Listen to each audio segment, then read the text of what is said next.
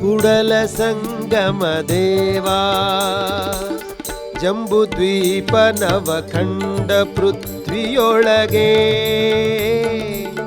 ಕೇಳಿರಯ್ಯ ಎರಡಾಳಿ. ಮಾನವೀಯ ಮೌಲ್ಯಗಳು, ಸಾಮಾಜಿಕ ಸಮಾನತೆ, ನೈತಿಕತೆ ಇವೆಲ್ಲದರ ಕನ್ನಡಿಯೇ ವಚನಗಳು.